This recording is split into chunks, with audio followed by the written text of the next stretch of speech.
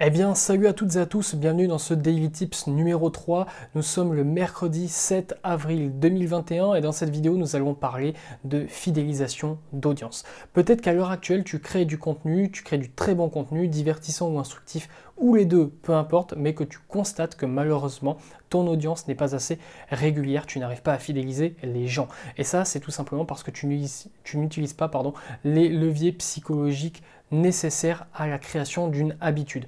Et dans cette vidéo, on va se baser en partie sur le livre The Power of Habits de Charles Duhigg, qui est une bible en la matière. Je te mets le lien en descriptif si jamais ça t'intéresse pour l'acheter sur Amazon. En tant que créateur de contenu, ce que tu veux, et c'est normal, c'est créer une audience fidèle autour de ton contenu. Tu as envie que les gens qui viennent, ils restent, qu'ils continuent à consommer ton contenu jour après jour, semaine après semaine, année après année. Et pourquoi pas, si tu vends des produits ou si tu as l'intention de le faire, que cette audience puisse devenir une audience de clients réguliers.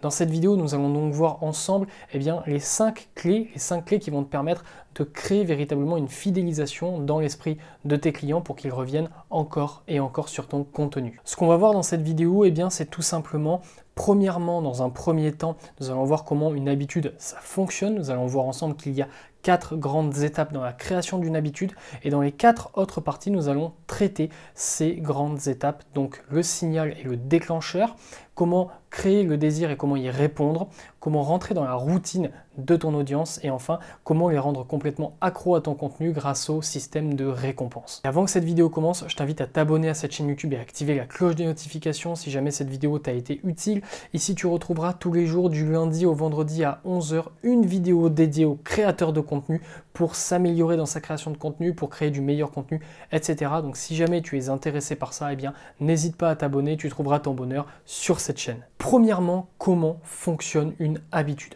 Une habitude, c'est tout simplement un chemin neuronal tracé qui va permettre à ton cerveau de se reposer, de se mettre en veille. Le cerveau, il en a vraiment besoin parce que le cerveau est énormément sollicité au quotidien dans ta vie de tous les jours et c'est tout à fait normal, c'est le moteur de ton corps tout entier. Mais quand il est dans une phase d'habitude, il se repose, il se met en veille. Et ça, tu le remarques très facilement. Par exemple, si tu conduis, tu te rends compte que lorsque tu conduis, tu n'as pas besoin de penser à tout ce que tu fais. Passer tes vitesses, passer l'embrayage, tourner le volant, mettre ton clignotant, peu importe, tu le fais. Normalement, tu le fais par habitude, tout simplement parce que tu l'as tellement fait que les mouvements, tu sais les faire tous les uns après les autres sans y réfléchir. C'est pareil si par exemple tu as une addiction, par exemple que tu fumes, tu n'as pas besoin de réfléchir et la plupart du temps tu t'en rends compte, tu ne réfléchis pas quand tu fumes. Tu prends ton paquet de clopes, tu prends ta clope, tu l'allumes, tu la fumes, point barre. Tout ça ce sont des habitudes. Et une habitude c'est tout simplement constitué de 4 grandes parties. Premièrement, tu as le signal, le déclencheur. Donc par exemple, pour l'histoire du paquet de cigarettes, le déclencheur, ça pourrait être de voir quelqu'un qui fume, ou de penser à la cigarette, ou tout simplement de voir ton paquet de cigarettes à côté de toi, ou d'être en train de te faire chier dans un appel téléphonique qui dure beaucoup trop longtemps. Le deuxième point, ça va être le désir. Le désir, c'est tout simplement un problème que tu veux résoudre. Par exemple, ça peut être l'ennui, ou ça peut être la faim, quand on parle de cigarettes. Troisièmement, tu vas avoir la routine. Le fait de répéter des gestes encore et encore et encore, ça va faire que ça va devenir une routine, ça va faire que tu vas les exécuter très facilement sans avoir besoin de réfléchir. Donc là, pour fumer, c'est pas très compliqué, si tu le fais très souvent, tu es habitué, la gestuelle, etc., c'est même une des pires choses parce que ça, c'est très compliqué de s'en défaire, donc ça, tu connais. Et enfin, la récompense, ça va être le plaisir que tu vas retirer de ça. Donc au final, tu es content parce que tu as comblé ton addiction. Quand tu prends un bon repas, la fin, ta récompense, c'est bien de ne plus avoir faim, d'avoir été sustenté. Donc tout ça, c'est bien la boucle de l'habitude, ce sont les 4 grandes étapes de création d'une habitude. Et à présent, on va voir ensemble comment créer le déclencheur, comment créer le signal dans la vie de tes clients, de ton audience, afin de pouvoir déclencher le plus souvent possible le fait d'avoir envie de consommer ton contenu. La deuxième partie, c'est donc le fait de créer le signal, le déclencheur. Pour ce faire, tu as 3 solutions que tu peux toutes combiner pour que ça devienne vraiment très puissant. Le premier déclencheur, ça va être la date et l'heure. Il faut absolument que ton contenu sorte de façon, j'ai envie de te dire, réglée comme une horloge. Que ton contenu, le mien par exemple, il sort tous les jours du lundi au vendredi à 11 h. Il n'y a pas de feinte là-dessus, ça ne va pas être à 17 h un jour, un dimanche, etc. C'est le lundi au vendredi à 11 h. Donc si tu veux suivre mon contenu, c'est pas compliqué pour toi de te rappeler de cette horaire-là. Tu sais qu'à chaque fois, tous les lundis au vendredi à 11 h, tu auras une vidéo de moi qui sortira sur la chaîne YouTube. La deuxième partie, ça va être d'associer ça à des facteurs quotidiens. Donc le meilleur exemple, ça va être par exemple le 20h, le JT de TF1. Tu sais que tu vas être à table à ce moment-là peut-être, et donc du coup, ça va être associé à ça va être associé à 20h, on mange, on regarde les infos. C'est un chemin d'habitude qui est chez énormément de Français parce qu'au final, le 20h, si je dis pas de conneries, c'est quand même l'émission qui fait le plus d'audience en France, toutes les émissions confondues. La troisième clé pour avoir un signal, un déclencheur fort, et ça c'est clairement la clé la plus puissante, ça va être de faire partie de l'environnement de ton audience, de faire partie de son environnement quotidien. Donc c'est très simple. Par exemple, imaginons que tu fasses des vidéos sur le maquillage, des vidéos make-up. C'est très simple du coup d'être dans l'environnement de ton audience, parce qu'au final, à chaque fois que la personne qui regarde tes vidéos sur le make-up, elle va voir son maquillage chez elle, son rouge à lèvres, etc., elle va avoir un déclencheur potentiel pour penser à toi. Donc plus il y a de déclencheurs dans l'environnement de ton audience qui vont lui faire potentiellement penser à ton contenu, plus tu vas pouvoir créer des signaux forts et tout simplement, par exemple, que cette personne qui regarde tes vidéos sur le make-up, quand elle va voir son rouge à lèvres, elle va penser à toi et donc elle va se dire « Oh, j'ai pas regardé la vidéo d'hier » ou « Il me tarde que la vidéo de ce soir, elle sorte ». La deuxième étape, ça va être le désir. Qu'est-ce qu'un désir ? Un désir, c'est tout simplement un problème que l'on veut résoudre. Quand on a le désir de manger un McDo, c'est parce qu'on a un problème à résoudre, c'est qu'on a faim. Donc il va falloir essayer de maximiser les résolutions de problèmes que tu peux apporter à ton audience afin de combler son désir. Donc si on reprend l'exemple du maquillage par exemple, le signal on l'a déjà vu, donc le désir ça va être d'avoir envie d'apprendre une nouvelle façon de se maquiller. Je te parle de ça, j'y connais que dalle, mais bon c'est pas grave. Une nouvelle façon de se maquiller, ce problème là, tu vas peut-être pouvoir y répondre dans ton contenu. Tu vas peut-être faire une nouvelle vidéo qui va parler d'une façon révolutionnaire de se maquiller les yeux. Et donc du coup ton audience elle va pouvoir venir encore et encore chercher du contenu sur ta chaîne qui va répondre à ces problématiques là. Donc c'est très important de très bien cibler ton audience afin de tout le temps faire un contenu qui va potentiellement répondre à un désir, à un problème de ton audience. Par exemple, pour mon cas, je fais des vidéos exclusivement pour les créateurs de contenu. Donc si tu es créateur de contenu, sur ma chaîne, tu sais que tu pourras trouver des réponses à tes problèmes et donc à tes désirs. La troisième étape d'une habitude, ça va être la routine. Ça va être le fait que ton audience va faire encore et encore et encore le choix de venir regarder tes vidéos ou ton contenu, peu importe lequel c'est.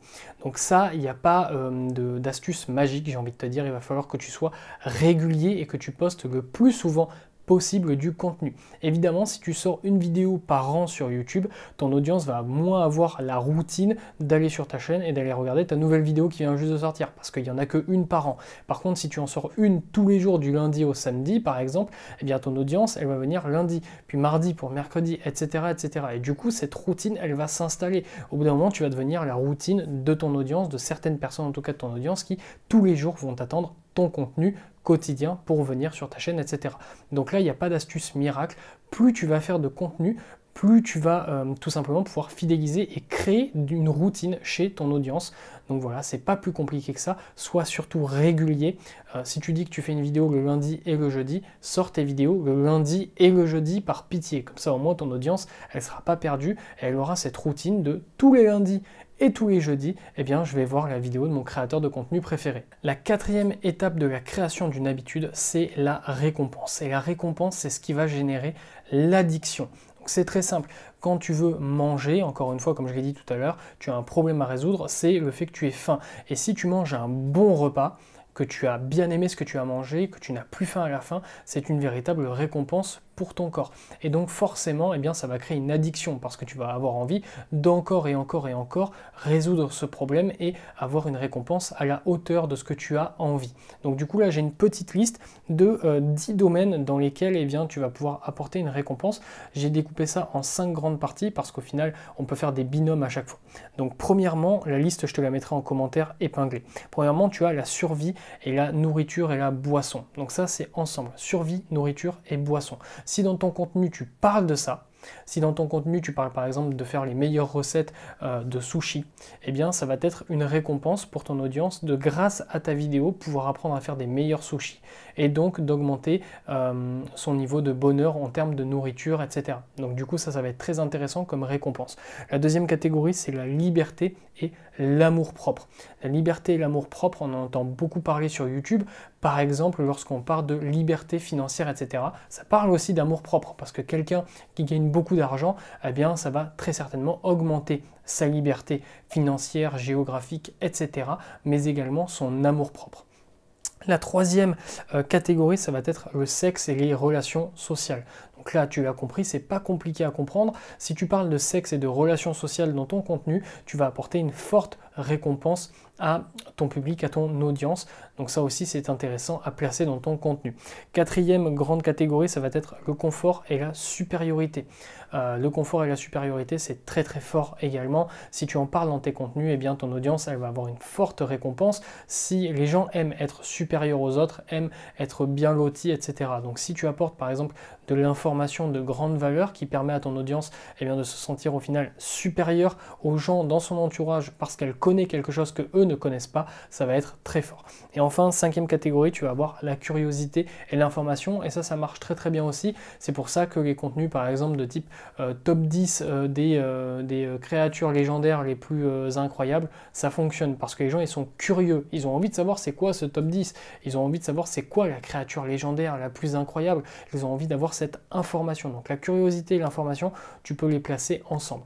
Quoi qu'il en soit, tu as donc ces 5 grandes catégories avec ces 10 besoins entre guillemets fondamentaux à remplir pour tout être humain. Et si tu places un maximum de ça dans ton contenu, ne fais pas n'importe quoi non plus, ne mets pas un grand fourre-tout, mais si tu arrives à bien doser tout ça, eh bien tu auras un contenu qui sera hautement addictif parce qu'il apportera une grande récompense à la fin de la vidéo. Les gens seront contents d'avoir consommé ta vidéo ou ton contenu écrit par exemple parce qu'ils en retireront quelque chose qui va nourrir leurs besoins principaux. Donc pour faire un bref récapitulatif de cette vidéo, comment fonctionne une habitude?